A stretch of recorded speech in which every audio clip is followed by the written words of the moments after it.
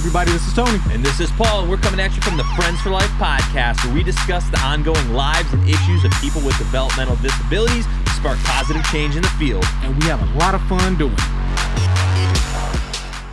All right, everybody, welcome back to the Friends for Life podcast. Thanks for tuning back in. Today, our special guest is Tony Stewart. Hi, everybody. You should know him well at this point. So, I didn't tell Tony what we were doing today, trying to come up with different and exciting ideas. So, the premise of today's show, Tony, is I know that you're a busy man, you're a CEO, you like to, I don't know if the like is the right word, you work under pressure, you solve problems, you make solutions, you create stuff out of nothing. Yes. Just like the podcast, we're creating something out of nothing every week. Mm-hmm. So you like this problem-solving game. So that's I'm going to give you some my problems. toilet bowl would tell me every morning. I create something from nothing. From nothing. Hopefully delicious nothingness. But the premise of my new idea that I'm launching on you right now is I have assembled a large list of quotes, and I would like to see how you think that they relate to the DD field. Okay. And if you can't make a good enough connection between the DD field, life in general. Okay. So these are famous quotes from a wide variety of different sources. I like this. They're not all just DD field quotes. So I'm going to start with quote number 1. Some of them do not have names because I heard that, like I said, we actually listen and read audiobooks quite often. So some of these I just kind of write down as I hear them and I forget to quote them. So it is what it is. But quote number 1, the most pathetic person in the world is someone who has sight but has no vision, by Helen Keller. How does that apply to the DD field? I can give you an example of an individual personally, but I am going to, yes, I am. I'm going to give you that example. Hey. Perfect. All right. We are big advocates of remote supports here at Friends for Life. And, you know, we want to push it throughout the nation as much as possible, especially during the crisis of direct support professionals. There's a particular gentleman who had problems in his past with being home alone. The remote supports has really helped him with that and his mental illness and the things that he's going through. But because of his past, the SSA that is supposed to help as a social worker the best they can, continue to limit him on what he could possibly do with more time without staff. So I don't think that she truly sees the vision of independence that this gentleman could have if we gave it to him. You know, she's stuck in that fearful. So I think, did I answer that one? That's a great way to answer that. So next quote. I don't need easy. I just need possible. I like that. That almost sounds like some Gary V. or it is by Bethany Hamilton. I'm not sure who that is, but I know Young M.A. She made a song. We don't call her effing it. To my hip hop fans. Repeat it one more time. I think that's. I don't need easy. I just need possible. I think that in the DD world. And again, I try to go back to all of the people that I've served. I've seen people not be able to physically do something, but they tried hard enough and saw a conclusion of how it can be done with the right tools. So the particular individual I'm thinking of is primarily in a wheelchair or a scooter. It is not easy for him to go to the restroom, especially to knock out a deuce or something, you know. But if he doesn't have the area to hold on or pull himself up or the lift to help him, that will keep it from being possible. But if he has those tools, it's possible because he works at it. Yep. And that's a lot of things I see too, is a lot of people, like from my background in the outdoors world, There's a lot of people who have done huge things like through hike the Appalachian Trail, people with no legs, people that were blind. And it's just like, all right, so an able-bodied person has no excuse then at that point because they're always like, what? Well, I have to do this. Like, no, there's so many people out there. It's all up in the brain. That's what matters. Facts. All right. One of my favorite people to get quotes from, the one and only ruler Marcus Aurelius. Yes. Says, it never ceases to amaze me. We all love ourselves more than other people, but care more about their opinion than our own. That's employment for us right now. I think every DD agency out there can say this is kind of an employment thing. And for example, man, I had somebody literally working with us who told a client that they don't get paid enough to do what they do. They didn't feel as if they should go above and beyond because nothing is done for them and this, that, and the other. And I was just taken aback, like, wow, the audacity for you to say something like this for the real like, I just had the idea of starting this company. I am not the all-around boss. It's the people that we serve. And I have to beat that into people's heads, metaphorically. I haven't hit anybody yet. But there's this notion that it's me when we're caring for other people. So I don't know. That's a tough one for me to really like all the way grasp, but I see that as kind of being the best way I can explain it in the DD world. Well, and I mean, the quote overall, the gist of what he's saying is, you know, people a lot of the time feel what other people say to them affects them. Like if you were to call me and say you're a effing idiot and, you know, like you do every Monday morning. No, but that's just routine. That's just routine. So like if you were to call or somebody was to call you and say, you know, I hate you. Everything your company does is crap. You're worthless. Like you let that hurt your feelings rather than just being like, okay, that's how like they feel that way, whatever. But I don't feel like that's how I am as a person. So like, why am I letting their thoughts ruin my day? So it's kind of like the gist. I don't know if that changes your answer. But well, no, it really just shows me how hard it is. I mean, that is true life. And anybody who has been in the vicinity of me or even listened to these podcasts, I hope you can understand and really grasp how much I care about what I do. You know, I just had to have a realization meeting with a lot of people that I do services with and, you know, have annual, not even annual, like weekly and monthly meetings. I see these people a lot. And we were kind of a arm by arm team during the last couple of years throughout this pandemic and stuff. But I was like, hey, I got to take a step back this year. You know, we're in a 5-year growth period that I've put 110% into. And I don't want to end up on a stretcher holding my chest, you know, when no one else is really taking the same kind of commitment, if that makes sense. But it's more of a dial back and do better. You know, we want to make more quality than quantity at this point. But yeah. So our next quote: when you don't want to do something, that's when you need to do it the most. That's a quote I really enjoy. That's what I tell myself every day when I do not want to go to the gym at all and I'm exhausted.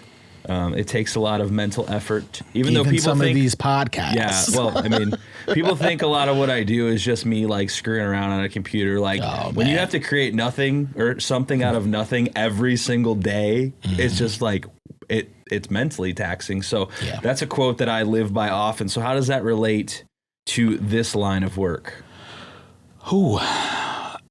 I say it one more time because I just want to clear on my brain. This is like more of a common saying than it is a quote. But when you don't want to do something, that's when you need to do it the most. In relation to the DD field, it can be for staff and individuals. I would say from a staff portion, smiling. Like for a lot of times we're in our individuals' homes and like they like us there. Yeah. When we're likable. Yeah. When just like anybody's like house. Don't come to my house with an asshole attitude. Like I didn't even if I asked you to come over, you could leave now. Yeah, exactly. If that's how you're going to be. And then from an individual standpoint, life and maybe the smile too. I mean, because sometimes I don't think we hold individuals accountable because we're too scared to, in a sense. Like I think it's okay unless somebody has a certain reflection of themselves that they can't show, a certain type of care or express their facial structure. But I mean, it might be eating right. It might be not using so many curse words. That's a tough one. Yeah, definitely, especially for us. All right, this one I really enjoyed. It says, the world worries about disability more than disabled people do.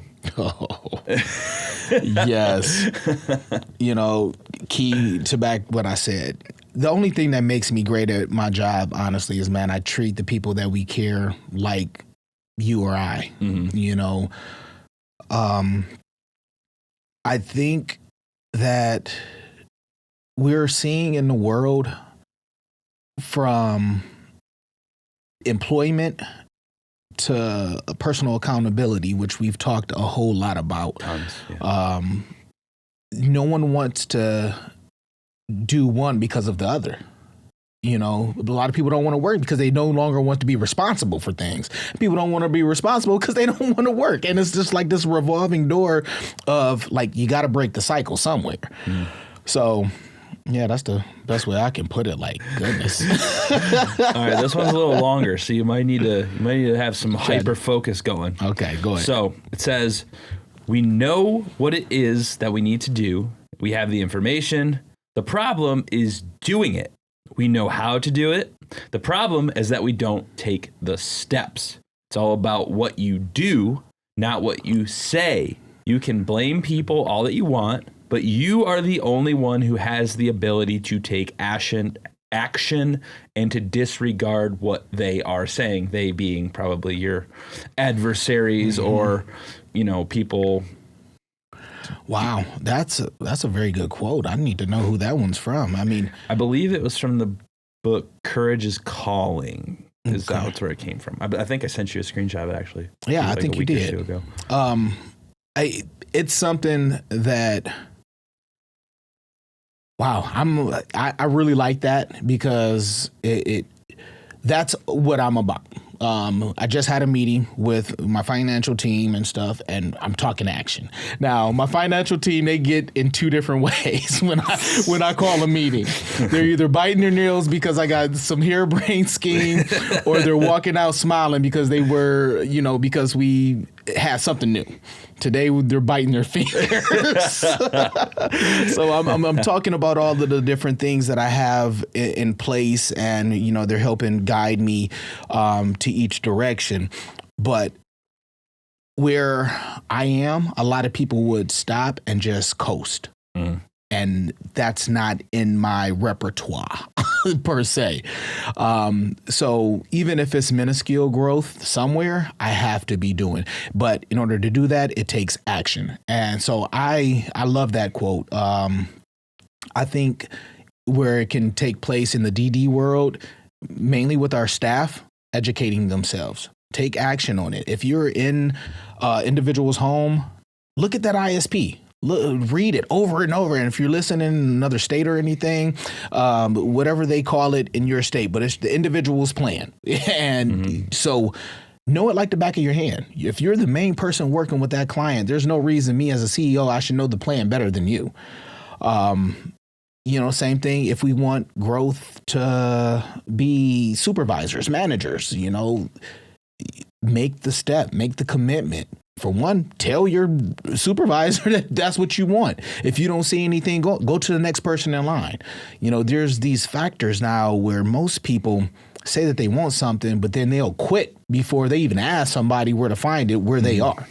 Like, there's no reason if I'm in Toledo and the answer is right down the street, but I go all the way to Chicago to try to figure it out. Like, yeah. Who does that? And yeah, I'm a big action person as well. I would rather start something and have it not be the greatest and slowly get better at it over time, just like this podcast. Like we've talked about a million times, go back and look at the first episode. Maybe one of the worst things on YouTube. But, you know, we're getting better. And just like an example right now of literally what just happened. One of your meetings ran over. I mean, I could have sat in the back room and scrolled on Facebook, but I actually, right here. Yeah. I found this book sitting in the back. Shout out Gary V. And I haven't read this one yet, and it's about literally my job. So I picked it up and started reading it for the half hour that the meeting ran over. You know what's funny? It's because of that book that I hired you. Yeah. And that's a good book. Yeah, it is. It's because of that book that you're going to fire me. But yeah, but one of the taking action is very important. I mean, like I said, it's all about how you spend your time. Like we have a lot of time with what I do too. That at home, like when our podcast is exporting or something, that can take 45 minutes. That can take 2 hours. I'm trying to educate myself during that time instead of just sitting there being like, I guess I'll just look at Facebook. I don't even like Facebook, or it's boring. I hate it. But I see you grinning over there. You have something that you want to read now? Well, oh God, I'm not excited about this. I don't even know if I should read because all right, people. This is me reacting to what Tony's going to read, right? Is this how we're doing this now? This is, I'm going to try. I hate this book too. Okay. On school picture day, after all the children had been photographed, a teacher tried to convince her students to buy a group picture. She explained how nice it would be to say when they were grown, "There's Jennifer, and she's a lawyer," or "That's Michael, he's a doctor." A moment later, a small voice out the back of the room said, "And there's the teacher. She's dead." I just thought my kids would love that. You see me not laughing?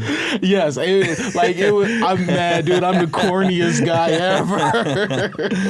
Lighten it up with a little bit of humor. So let's just keep going down the list here. I got a ton of them. I mean, we're about halfway done, so you're not out of the clear. You're not in the clear yet. I'm about to say, man, goodness. In life, it does not matter what happens to you or where you come from. It matters what you do with what happens and what you've been given. I think this relates to your life directly. Yeah. And, you know, how... I'll let you answer. I could answer it for you, but I'm not going to. Well, I'm glad that you know me well enough, for one. But yeah, 100%. Like, there's so many things I could have just blamed on circumstance. There's so many different layers of trauma that I haven't really dealt with, or I'm trying to, people. I mean, hey, I'm human. But the one thing, and it goes back to the other quote, the action. You know, I saw where I wanted to be. I saw what other people were doing and how it wasn't really working the way that they thought it was. Mm-hmm. You know, the drug dealers in my neighborhood and stuff, yeah, good people in heart. I understand why they did what they did, but we had plenty of science around us, science experiments per se around us showing like, didn't work out too well for Paul around the corner selling that dope, so maybe we should make a difference. Now, who would have thunk at such a young age that small decisions like that would eventually help create what I have now and what we do as a team. But yeah, dude, you can't. I mean, even for our DD individuals, like, if you were born without a head, you can't let that stop you from running. Mm-hmm. I know that didn't make too much sense. I was going to say that didn't make any sense. But like, if the motor skills are there, just do it. Yeah. you know? Yeah, I think that's really important because some of the greatest people of all time, some of the wealthiest, some of the smartest people that people look up to came from nothing, and they've built empires on their own, and well, not always on their own, but you know what I'm saying? Like, just because you started behind or if you have a disability doesn't mean that you're not able to do better or just as well as another person. You know what I'm saying? So this quote I really enjoy because it's short and it's true to me. So it says, so well begun is half done. I think about this often for myself. That is deep. And one of the things I'll correlate that to, I was told very early on in this field, the less work that you have to do, the more work that you did. So, it kind of goes with, let's say you have an individual who they can't put on their socks and shoes. You know, you don't go straight to just constantly putting on their socks and shoes for them. You take slow steps, try to work on them, at least getting the socks out of the drawer. Like, oh, hey, that's a goal. That's a good goal we met. Okay, can you get it on? Well, why can't he get it on?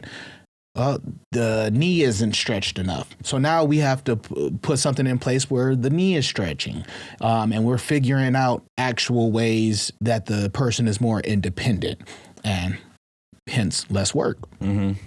So this is a little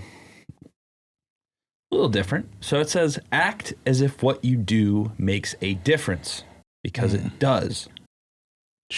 That is so true. Again, goes almost to the attitude portion.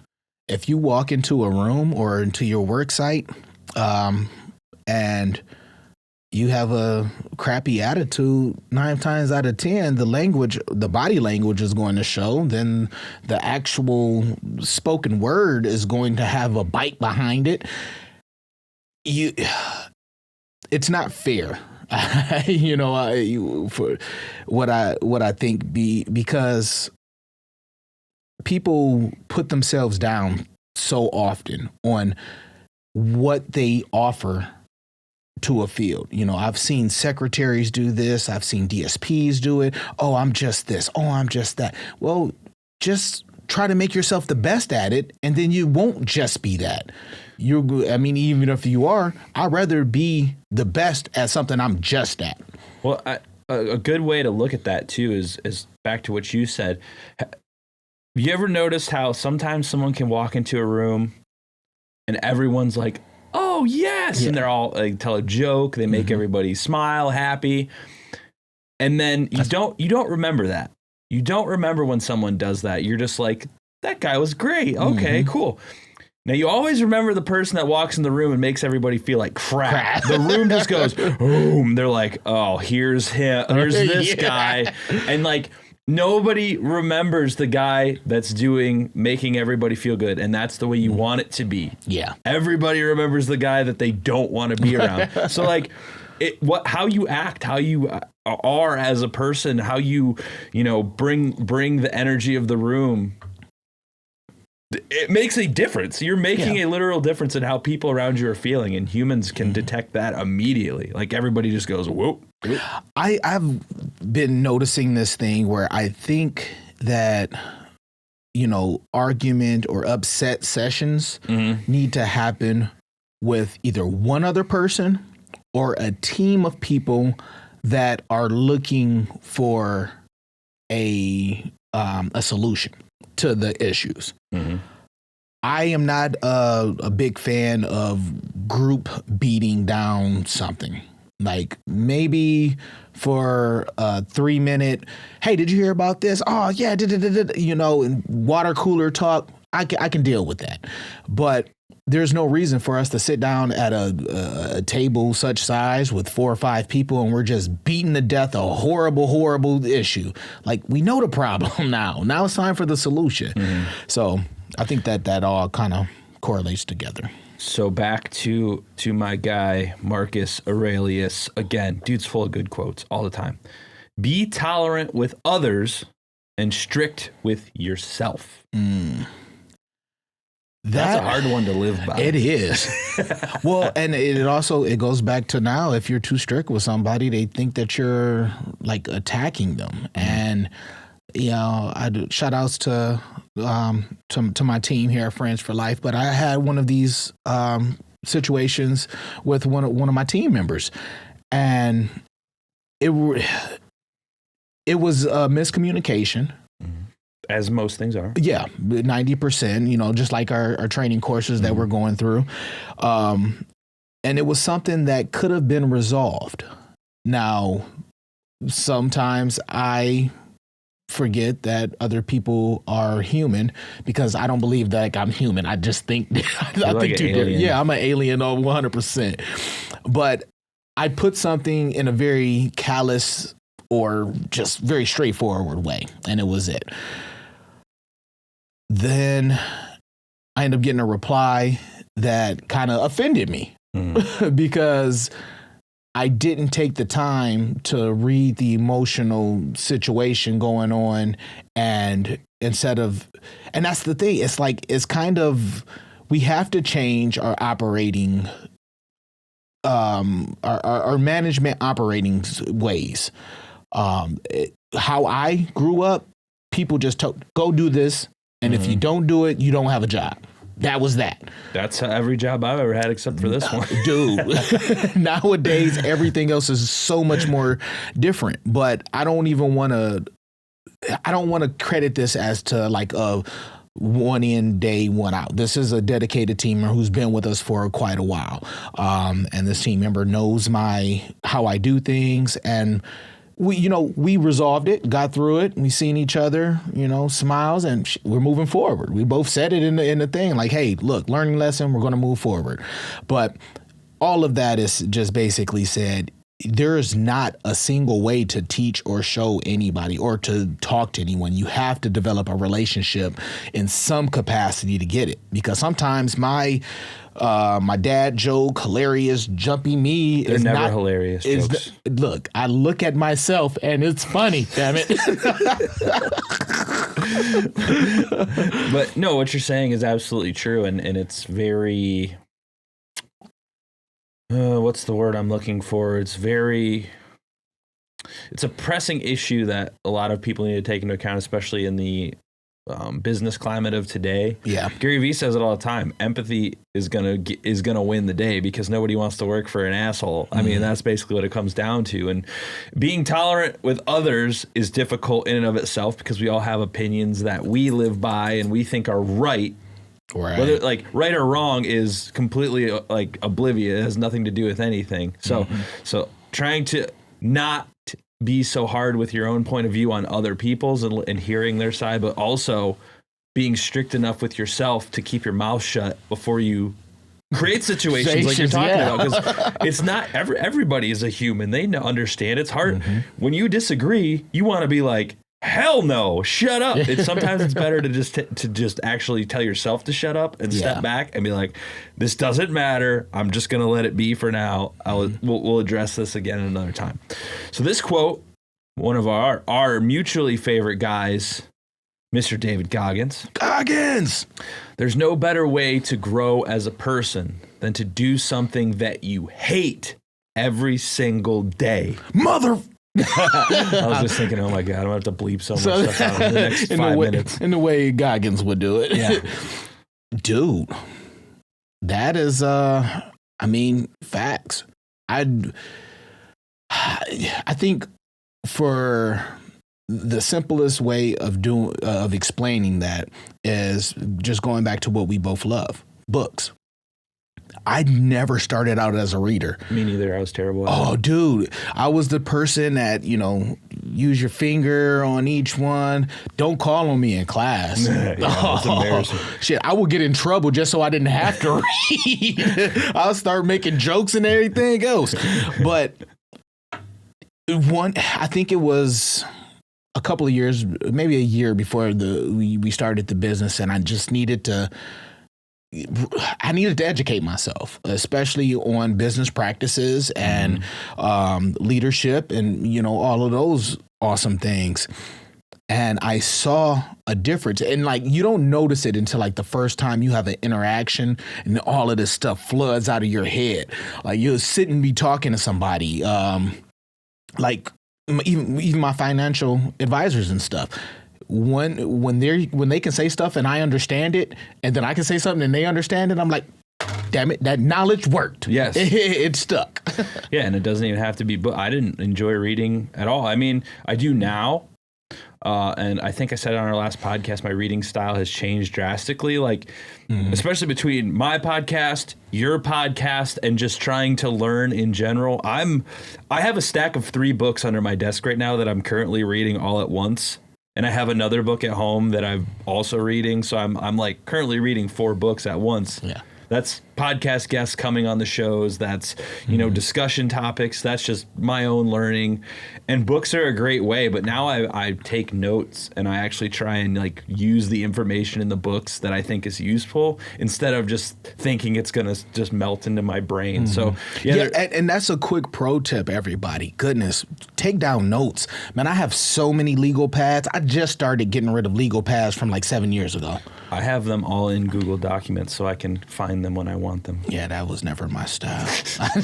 Well, you better start doing something that you hate every day, which is put them in Google Docs. Yeah. But we got a few more left. I know I could read these all day. I love these like real cheesy motivational quotes. This one is from Thomas Edison, and he says, "Our greatest weakness lies in giving up. The most certain way to succeed is always to try just one more time."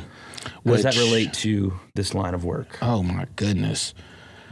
In every aspect, especially if you're working with a difficult individual, there is so easy to say, well, he won't do this or she won't do that. Did you try it one more time? Did or you a different way? Or a different, yeah. Did you really ask all the questions that needed to be asked in order to help this person? Or, how are you going to pivot? It doesn't have to be a give up. Maybe you just need to pivot. Maybe it's a different direction. So, even with staff, there's people, I'm going to use my son as an example on this. Him and I, we have a lot of different chats. And if anybody saw him or heard him on the podcast, he was so nervous. He wanted to do it over. I've never received more text messages from a guest. So peep that out. Make them feel better, guys. But anyway, we'll have these conversations and he's like, well, Dad, you just like almost like the ISP thing. He's like, okay, after I'm reading the ISP and I'm doing that, well, what else can I do? What else can I do? And I'm like, well, son, now you just have to live. Yeah, take the actions. Yeah, just keep going. Keep doing that. There's not always an answer in a book. Yeah. Sometimes you got to do stuff. Well, and things are not so quick. You're not going in a month time be ready to be the director of Friends for Life. Mm-hmm. You have to put in the time and the resource. Now, granted, the kid is smart. He is very, very book smart. And I say that because where I felt as if I wasn't book smart, which I wasn't in a lot of sense. It was more because I was street smart. I had to learn the ways of where I was from and navigate the best way there. Not him not being in that circumstance or in that situation the same way that I was. He had to rely on books as his main motivation. So sometimes things in a paragraph form might get through to him better than what it would have took for me, as in to just watch somebody doing something and then mimicking that action. When I've had, people, I used to be, I don't know what the right word is for it, but I used to be more of when I started getting into reading a lot, I was like, I got all these ideas. I don't know what to do with them. And some guy, when I was on the Appalachian Trail, he came over. He lived in Cincinnati. His name was Bengal John. He's a good buddy of mine. And that is an awesome name. Yeah. And he came over and visited us here in Toledo area. And he said, he was a salesman and he really wanted to branch out on his own, start his own business and stuff. And I was like, yeah, because he was talking to me about doing it with him. And I was like, well, I got all these ideas. I just don't know what to do. He's like, ideas without action, that's not anything. That's just an idea.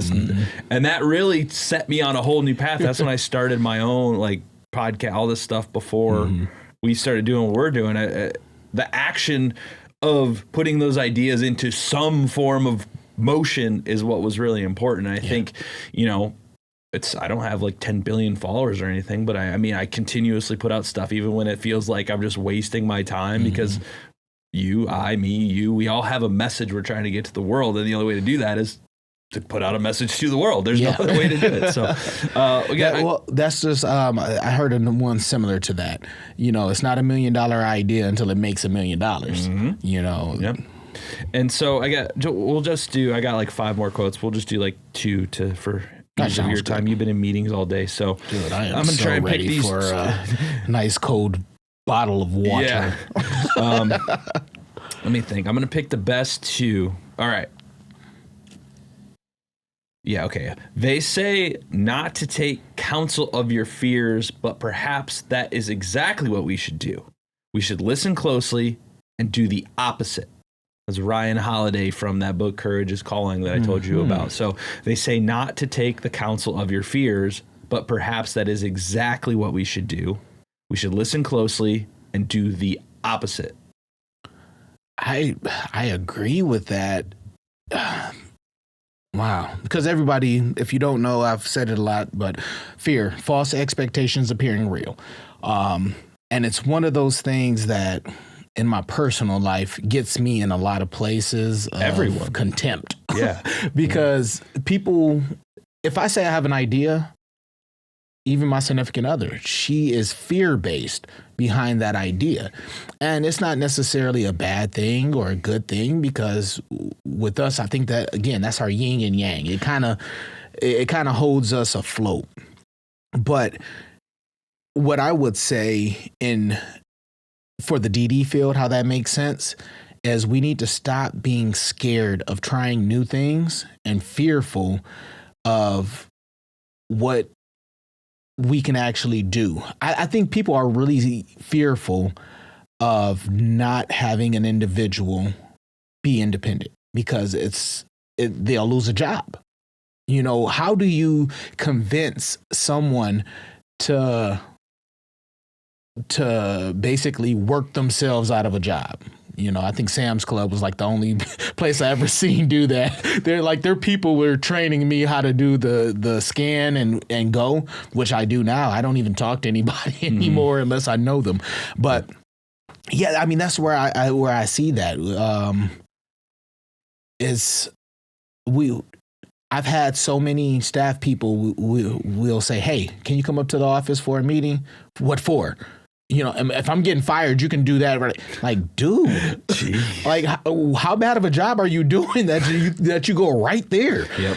You know, but yeah, if we look at what we're fearful of, you know, in aspects to that, if you think that your boss is calling you up to your job because you're about to get in trouble, you need to look and see, why do you feel that way? What are you doing on the job that makes it that you have that anxiety or that tension in you? Yeah. And a lot of fear comes from change. People are scared of what could change. That is where most fear comes from, because how many times have you just had anxiety over something and then it never happened? And you're like, why did I waste so much time and energy? Like, there's nothing you can do about 90% of the things that happen. My wife and I got into an argument about something, and it was like, for both sides, nothing worked out the way that we wanted it to. And we just like basically had to sit there and be like, damn, we wasted a whole day arguing with each other. Then a whole nother day being mad that we had the argument, for the actual day to come of what was going to be a problem on either side. No problem. Yep. That's the human condition. Right. And we'll end on this one. This is a really good quote. I like this one a lot. Waste no more time arguing what a good man should be. Be one. Oh, damn. I think that is a historical quote saying, put your money where your mouth is. Yeah. Well, it's nuts, because inherently, I believe that we all have a moral compass for good and bad. Now, there are some of those questionable areas that we don't know, like, I mean, that are just a little a little grayer. It probably depends on where you come up, but good or bad is based off of how you feel about something. There's no basis in reality for quote unquote good or quote unquote bad. They don't exist in any real way. They're just how we perceive. They only exist from our perception of our values and our core instincts, from the values and environment, so on and so forth, would all shape those values. So inherently, most of us were brought up thinking murder is bad, so. And I would think 99% of the world would agree with that. Yeah. Now, if there's somebody who's sitting there who doesn't think that, aside from them being a sociopath, it was because it wasn't given to them the same way. They probably grew up in we're going to take mental health and everything, all of that out of there. But they grew up in a scenario in which murder was the good thing, and which I'm just going to even say, this is where I think religion can really get a bad look, because all it takes is one person to be perverse and destroy a religion, by doing it for themselves versus a community. So I don't know. I kind of went to a rant, but that was a good quote. That was a good one. Yeah. And, I guess before we go, are there any more really bad dad jokes you want to read to lighten up the mood at the end here? Since that kind of, you started talking about murdering people and I don't know where you were going with that, but I really do like that quote, because that's like, he's just basically saying, don't spend so much time debating especially on other people, like if he's good or bad. Do you just be good? Do what's good that you think is good, and shut up and don't worry about don't worry about the rest, which is good if taking care of an individual. You have to make a split-second decision. Just do the right thing. Just do it. Yep. If it feels right, that's the right thing. Look, and actually, that is a very good point, because people are afraid to take MUIs, and it's like, I'm sorry, Sarah. This whole misconception of taking a MUI and all of that stuff, which we'll probably have more conversation about at another time. Sure. But people are afraid to go through an investigation of something that could actually possibly save someone's life. But if you did the right thing. If you did the right thing, just do it. Go through the investigation, but do the right thing. Save the person from getting hit by the bus. Stop them from ingesting too much medication at once. Yeah, like those kind of things. So yeah. So on that note, we'll wrap it up here, and I want to thank everybody for watching. Oh, dad joke real quick. Oh, we gotta do it. Okay, real quick dad joke. I forgot about it in the 10 seconds we talked. Yeah. My son, he broke his computer and his contact lenses both the same day, and he was very hurt, and he was talking about it. And why does I feel like I told you this? Did I tell you this one? No. Okay. Well, doesn't sound familiar. The computer breaking part does, but no. All right. His computer broke and his eyeglasses broke, and I'm sorry, not his eyeglasses. His contact lens broke, and he just was like, "Dude, Dad, why am I like everything's just going wrong?" And at 12 years old, that's good to have those kind of problems. Life. Yeah, pretty much. And one of the first things I went to is like, dude, like, this is your problem at 12? My mom was smoking crack and took my lunch money, dude. Like, there's so much more. But you could have it much worse. Yeah, but he doesn't know that. And I feel like I'm trying to get out of that judgmental. Like, this is the life that I provided for them. Let me intertwine myself as a dad in that life. But anyway, I just held on to him for a good 30 seconds, gave him a hug, smooshed him on the head, told him good night. He ended up going downstairs and was doing the dishes.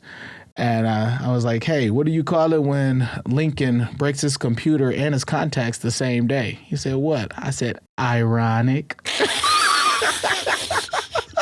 Oh, my God. But look, that got a giggle out of you. You got me. Yeah, he laughed at that one, but he was mad still. And on that note, I want to thank everybody for listening and or watching the Friends for Life podcast. And hope you got something out of this. If anything, there's a few good quotes for you in there. And as always, we'll be back with another one next week. Later.